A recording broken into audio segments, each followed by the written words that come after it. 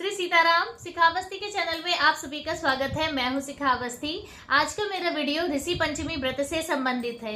ऋषि पंचमी का व्रत प्रत्येक वर्ष भाद्रपद मास के शुक्ल पक्ष की पंचमी तिथि को किया जाता है और यह व्रत सप्त ऋषियों को समर्पित है, जिनका उद्देश्य ज्ञान, संस्कार और आत्मा की शुद्धि प्रदान करना है। शास्त्रों के अनुसार ऐसी मान्यता है कि महिलाओं द्वारा जो मासिक धर्म के दौरान जाने अनजाने अपराध हो जाते हैं, पाप हो जाते हैं, तो उनका निवारण ऋषि पंचमी व्रत से होता है। तो देखिए, पद्म पुराण में ऐसा वर्णन आता है कि ऋषि पंचमी का व्रत स्त्री और पुरुष दोनों को करना चाहिए, लेकिन अभी वर्तमान समय में यह व्रत सिर्फ महिला प्रधान ही रह गया है। सिर्फ महिलाएं ही इस व्रत को करती हैं, लेकिन पद्म पुराण में ऐसा वर्णन आता है कि ऋषि पंचमी का व्रत स्त्री और पुरुष दोनों कर सकते हैं और दोनों को करना चाहिए। कारण उसका क्या है कि देखिए, ऋषि पंचमी की जो कथा है उसमें महात्म्य में ऐसा वर्णन आता है कि एक वेदांग ब्राह्मण होते हैं, त्रिकाल संध्या उपासना करते हैं और उनकी एक सुलक्षणा, सदाचारी, सुंदर सुशील उनकी पत्नी होती है। उनका अपराध क्या होता है कि वह जो उनकी पत्नी होती है, मासिक धर्म के दौरान उन्होंने भोजन बनाकर अपने पति को खिला दिया, उन्हें पवा दिया था।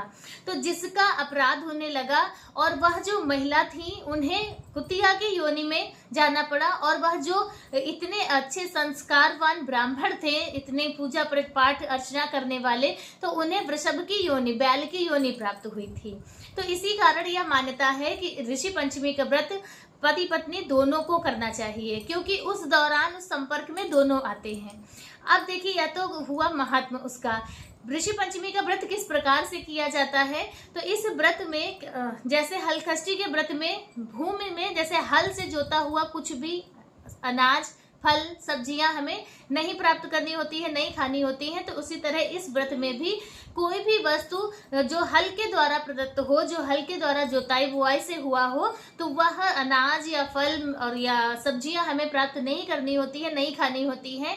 आज के दिन सौपाक की वस्तुएं प्राप्त की जाती हैं, जैसे कि ड्राई फ्रूट्स हो गए, फल हो गए, जो फल पेड़ों में, पहाड़ों इत्यादि में जैसे होते हैं, और इसके अलावा आप दूध दही का सेवन कर सकते हैं। तो इस तरह से इन्हीं वस्तुओं का प्राप्त करते हुए आपको ऋषि पंचमी का व्रत करना होता है। अब हम जान लेते हैं कि हमें पूजा किस प्रकार से करनी होती है। तो देखिए, ऋषि पंचमी वाले दिन आपको सुबह सवेरे स्नान करना होता है।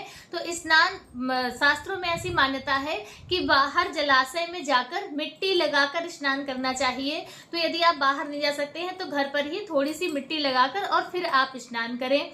स्नान से पूर्व मुख शुद्धि के लिए दातून का प्रयोग करना होता है। आज के दिन आपको ब्रश या पेस्ट का प्रयोग नहीं करना है, याद रखिएगा, नहीं तो आपका व्रत खंडित माना जाएगा।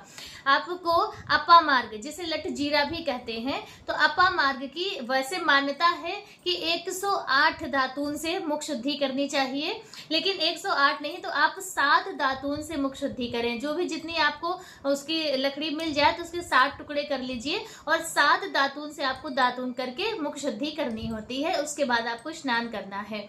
स्नान के बाद फिर आप अपने जहाँ पे आपको पूजा अर्चना करनी है उस जगह को आपको साफ स्वच्छ कर लेना है, और फिर आप अपना आसन शुद्ध कीजिए और अपने व्रत का संकल्प कीजिए। व्रत संकल्प करने के बाद फिर हम पूजा प्रारंभ करेंगे। पूजा प्रारंभ करने से पहले आपको 7 सप्तऋषि बनाने होंगे। जो सप्तऋषि की हमें पूजा अर्चना इसमें करनी होती है। किसी भी देवी देवता की पूजा इस दिन हम नहीं करते हैं, सिर्फ सप्तऋषियों की पूजा अर्चना होती है। सप्तऋषि कौन कौन से हैं वह भी जान लीजिए। देखिए, सप्तऋषि में आते हैं महर्षि वशिष्ठ, ऋषि कश्यप, ऋषि जमदाग्नि, विश्वामित्र जी, गौतम ऋषि, भरद्वाज ऋषि और अत्रि ऋषि। और इसके साथ ही वशिष्ठ मुनि की पत्नी माता अरुंधति भी होती हैं, उनकी पूजा अर्चना वंदना होती है।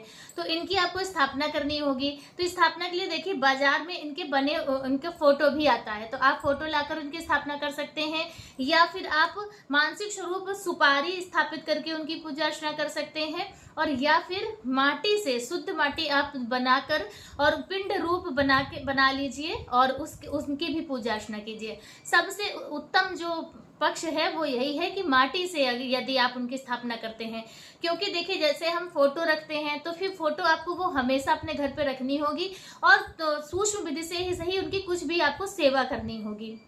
आप सेवा कर पा रहे हैं, नहीं कर पा रहे हैं वर्ष भर नियम से, तो इसलिए फोटो रखना अच्छी बात है। यदि आप रखते हैं, ऋषियों की फोटो घर पे होनी चाहिए। लेकिन वैसे अगर देखा जाए तो मिट्टी से सबसे उत्तम है। मिट्टी आप बनाकर पूजा अर्चना वंदना कीजिए और फिर उनका विसर्जन कर दीजिए। तो आपको सप्तऋषि स्थापित करने हैं, जैसे आपकी सुविधा हो उस हिसाब से आप सप्तऋषि बना लीजिए।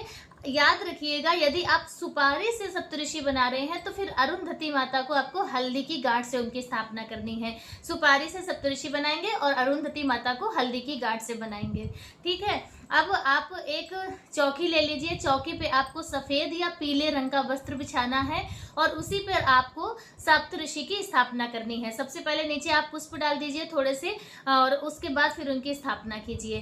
कलश की स्थापना करते हैं, गौरी गणेश की स्थापना करते हैं। गणेश जी का पूजन करके ही हम कोई भी पूजा प्रारंभ करते हैं, तभी तो हमारी जो पूजा पाठ होती है वह निर्विघ्न संपन्न होती है।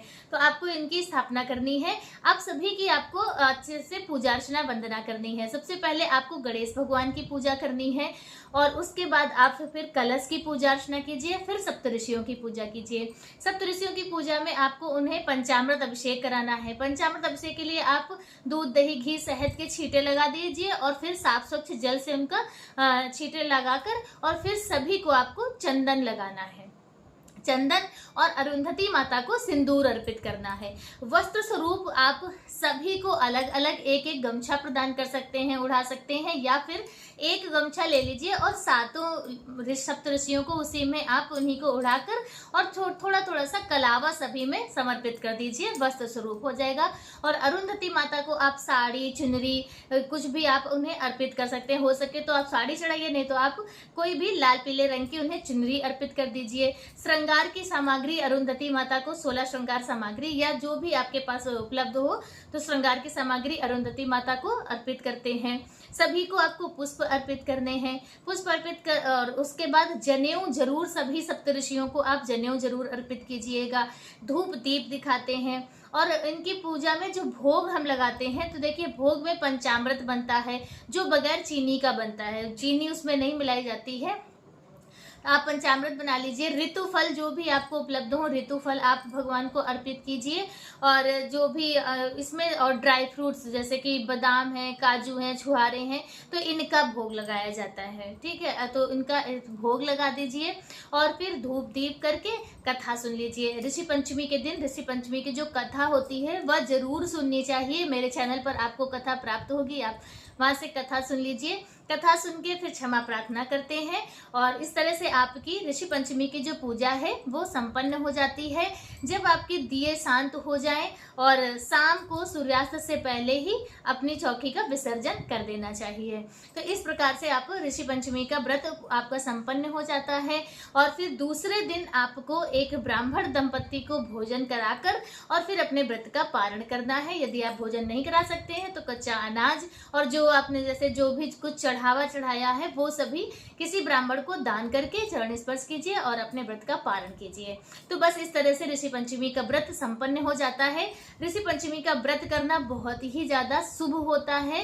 इस व्रत को करने से आपके जो भी अपराध होते हैं जाने अनजाने, जैसे कि देखिए बहुत हो जाते हैं, कितना भी हो, कभी हम भूल से मंदिर चले जाते हैं, कभी कोई पूजा का सामान होता है वो स्पर्श कर लेते हैं, कि कभी किसी साधु संत का स्पर्श हो जाता है।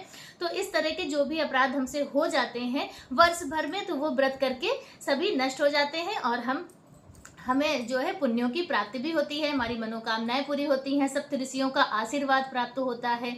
तो इसलिए जो ऋषि पंचमी का व्रत संबंधित जो आज का मेरा वीडियो, बस इतना ही।